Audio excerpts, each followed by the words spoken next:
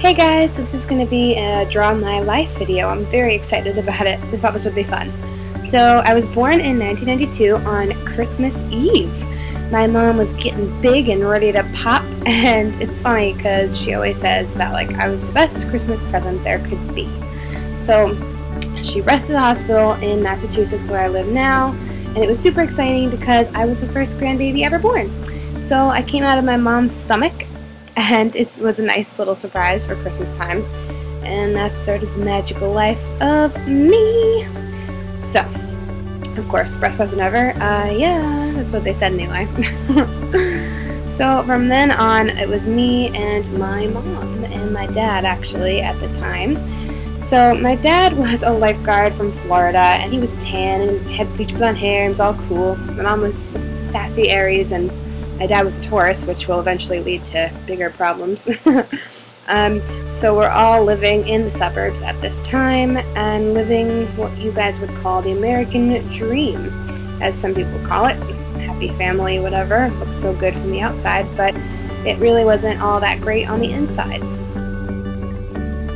My mom and dad were growing unhappy, and they just weren't right together. It's okay though.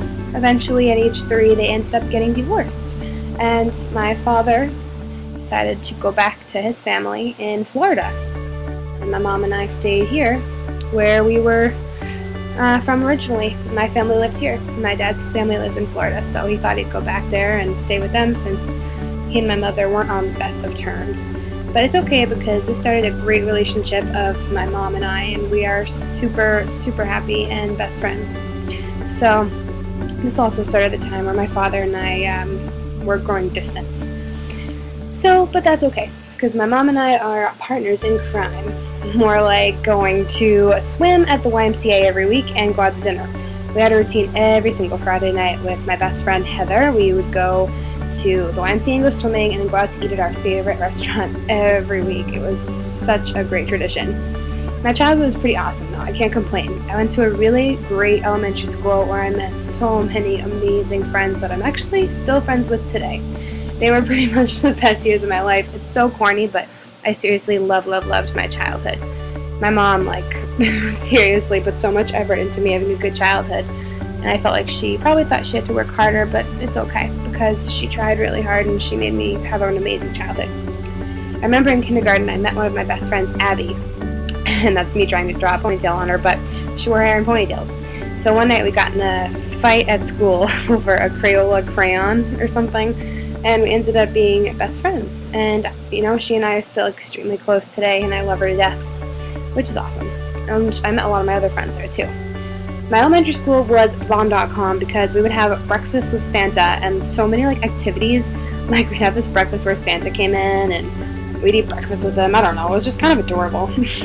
In middle school, I went to a really great school with magnets, and I started to do theater. And I wrote Miss New Booty on there.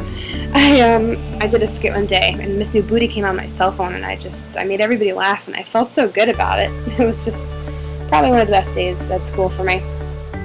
In 5th grade, my mom opened a cafe, and we had so many memories there. My mom opened it with her boyfriend at the time, which didn't work out, but we had so many memories, and it was just really, really a great time. My family was always there. My mom and I were getting closer, but I was kind of a nervous wreck at that time. But then I ended up gaining a lot of weight because there was food everywhere and just way too many choices for eating all the time. So I started to put on weight, and at age 16, when I was feeling helpless, my mom and I decided to do something kind of extreme, but we went to Mexico to a good surgeon, and I got lap band surgery. We did a lot of research on it, and the surgery was becoming more popular at the time for younger kids to lose weight, and the surgeon was renowned, very good. So we went down there, and it ended up, in the long run, just making me throw up a lot of my food, and it just was not healthy. So I finally had it removed and ended up having healthy weight loss by myself by eating fruits and veggies, going to the gym, which I cannot stand the feeling of sweat, but you gotta do what you gotta do. So I ended up losing a pretty good amount of weight, lost 60 pounds, and went from a size 20 to a 14, and I'm still curvy now, but I feel a lot more confident in my skin, and I'm feeling good. So now I'm just kind of doing it on my own, trying to lose a little more weight, as you guys know. Yeah, so that's okay. So for work, at age 16, I also started my job at my farm stand where I'm still working now, almost 5 years later now, 4.5, and I absolutely love my coworkers. I am so blessed to have such amazing coworkers. In the fall, we sell pumpkins and apples and apple cider donuts, which I need to resist. But what's awesome is I have a farm family there. We're all super close, we all laugh, we all have good times, it's good. Work is so much more enjoyable with good coworkers.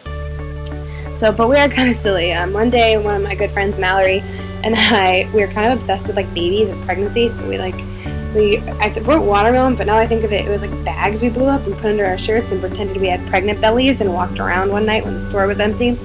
And then my boss walked in the store and saw us, and it was kind of like, oh, derp, that's a little bit not awesome. So yeah, one of my first times getting in trouble there. In summer 2010, working at the farm stand, this was where I met my first love. The Jamaicans work for us in the summer at the place where I work, and they fly up and come work. And this new boy came that I did not know, and it was like, oh, summer romance, you know. And he's like, oh, I'm from Jamaica, and I'm like, oh my god, like, you're leaving, this is not just a summer thing, like, we loved each other. So summer romance turned to a long-distance relationship of commitment. This was my first real relationship where I felt really strong feelings, and it just kind of broke my heart that he was so far away. So I looked online for plane tickets on Expedia. That's supposed to be an airplane, it looks like a spoon, but I decided to fly down there when he couldn't come back up for a while, and you know, we were super happy to be together again. I actually took a semester off from school for 6 weeks to go down there. Jamaica was definitely an interesting experience. It really got in my worldviews. It made me want to try more, actually. So he stayed up in the jungle. There were trees everywhere, and mangoes on the ground, and there was always just fruit. And everybody was so nice. Like, everywhere you went, people were just like chatting with you and friendly, and it was just super awesome. I cannot complain about that. His family was really sweet too. So that was a good experience, but eventually I went 3 trips to Jamaica later, and I'm sorry this is getting cropped out, but 3 trips to Jamaica later, it was becoming exhausting, and it was taking a toll on our relationship, not being together all the time. We'd be apart for months and then be together for like a couple weeks, and it was becoming costly and overwhelming, and I was lonely a lot of the time when I was home by myself, and I just missed him. So I tried to focus on school, I tried to work hard, and started earning more money at my job. I started to focus on school. So I began to get good grades at my college, and I just tried to focus on that, being the little brainiac that I was at the time. At this time I was studying at a community college for then, and eventually I transferred to a new school. And at this time, I was kind of starting to get into my little cosmetology world. I was like, ooh, there's things like lipstick and eyeliner and mascara that make me feel beautiful, but they're kind of fun. It's almost like art for your face, and it just kind of made me feel really fun to experiment with them. And I don't know, cosmetology school was always in the back of my head. Like, it was always in the back of my head. I dyed my hair red, blonde, brown. I literally have had every hair color. It's a little bit obsessive, but it's one of those things that I'm just super passionate about.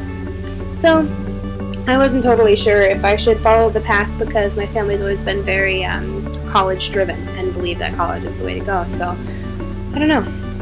At this time, I had no relationship with my father. As a child, I yearned and yearned for my father, but I don't know. He was never really around. I would get, you know, like a letter on my birthday or a package at Christmas, but that's pretty much the extent of it. We got in a couple fights on the phone once because I was mad at him. So, you know, it wasn't the best of times for us. And one day my mom got a really bad phone call, and yeah, it was pretty much horrifying. I still remember the moment when she got that call. Something really unfortunate happened to my father that put a lot of us in a bad situation. When my mom and I were struggling that time, and my dad was unable to pay us child support anymore, which took a lot of a toll, even though my mom was working 2 jobs, and you know, it takes a toll when you're getting that. So with no more child support, we lost the cafe business, and we lost our house, which was really hard on us. We ended up moving in with my grandparents at that time. My mom was going through a really hard time, and I just give her so much credit because she's so strong and so tough, and it's just, she had a hard time with it, but she was really strong and kept me feeling good. So we moved in with my grandparents, and they are seriously like second parents to me. They mean the world to me. My grandma and grandpa are just super sweet people and have helped us out through so much. So at this time, my mom and I were saving up money, and we moved back to the city where we belong, because we love the city, to a third-floor apartment, which we never lived in before. We never lived in an apartment. So with that, we had some cuckoo bananas neighbors. On the second floor, there was this couple that was like in their 50s, and I mean, they were still getting it. Like, I'm proud for them to be so cuckoo, but at the same time, they played they played electric guitar at like 2 in the morning, and it would like shake the floor, and the house was old, so like you could hear them through the floor. So it's like, can you guys be quiet, please? And you know, they were little cuckoo bananas, so it was time to move.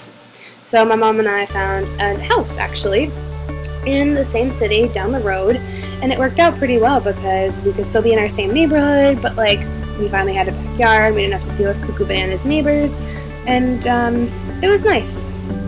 I wish we had just had an apartment that didn't have crazy neighbors. It's always nice when you have good neighbors. Like when we lived in our old house, it was like really nice neighbors. So at this time also, I transferred to Worcester State, which is a state school in my city. And I was studying urban studies because I had this amazing teacher. I won't say her name, I guess, but she like inspired me when I took the Intro to Urban Studies class to transfer. And then she left. The semester I transferred, and I was like, oh, nice. But whatever, that's okay. So one day I remember this in the mail. I had gotten a cosmetology school flyer for a school not too far away for night school. And I started to think to myself, maybe this is a sign. Maybe I should just stop like prolonging this and just go and follow my dreams of like doing my passion. Like I love this field. So luckily I told my family and friends about it. My mom was on board because she knows how passionate I am about it, and my friends and family have been super supportive, and that means the world to me.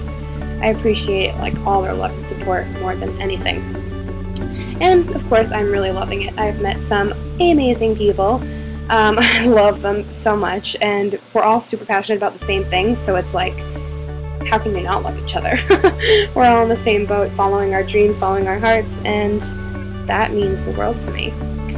So 10 months till graduation. It's a 13-month course, and I think sometimes that maybe I'd want to move to California one day. My mom said she's on board, but God knows that could change. We'll see what happens.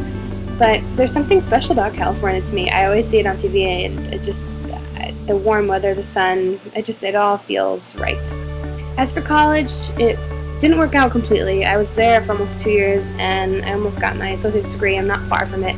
I'll probably go back just to finish up my associate's since I'm not too far away from it. But it definitely opened my eyes and broadened my horizons, and I learned so much. But I can't be unthankful for the experience because college led me to a man that I am very, very much falling in love with. His name is Alan, and one day at Cumberland Farms where he worked, I was like, hey, you look familiar. And he was like, yeah, I go to Worcester State. And then we started talking, and I pulled a total Carly Rae Jepsen, and it was like, here's my phone number, call me maybe. So that made me happy. We've been dating for 4 months. As for YouTube, you guys are my world. Never did I think that like I would have a YouTube channel and nonetheless have almost 500 subscribers. You guys mean the world to me. I thank Trisha Paytas because her videos made me want to start a YouTube channel, and I really adore her. And also now, my father and I, just to update you guys, have a great relationship. Ever since the bad thing happened, which I don't like to really talk about, he's been calling me, reaching out to me. I actually flew down to Florida a year and a half ago to see him, and for the first time in like a decade, and it was a really great experience. We're all on good terms now, my mom and my dad and myself, and it's kind of nice to know that one day we can all maybe be like a happy family again, but not in the traditional sense of them being together. I've learned a lot in life over the past like 10 years that life goes on, and try not to sweat the small stuff. You've got to surround yourself with like good, positive people who will have your back and support you, support who you truly are. I love my good friends. I'm so thankful for all that I have, and especially my friends. They've had my back through everything, and my family has too, and it really means a lot. So surround yourself with good people. Follow your heart. Follow your dreams. I wish I had followed my heart earlier. But once you do, you'll be so much happier. Always, always, always, which my mom has taught me from day one, to be myself. And the people who mind won't matter, and the people who matter do not mind. So thank Dr. Seuss for that one, but it is so true. And good things will come. They will. Follow your heart, be yourself, and it can only be better, and it can only go up from there. I love you guys so, so much.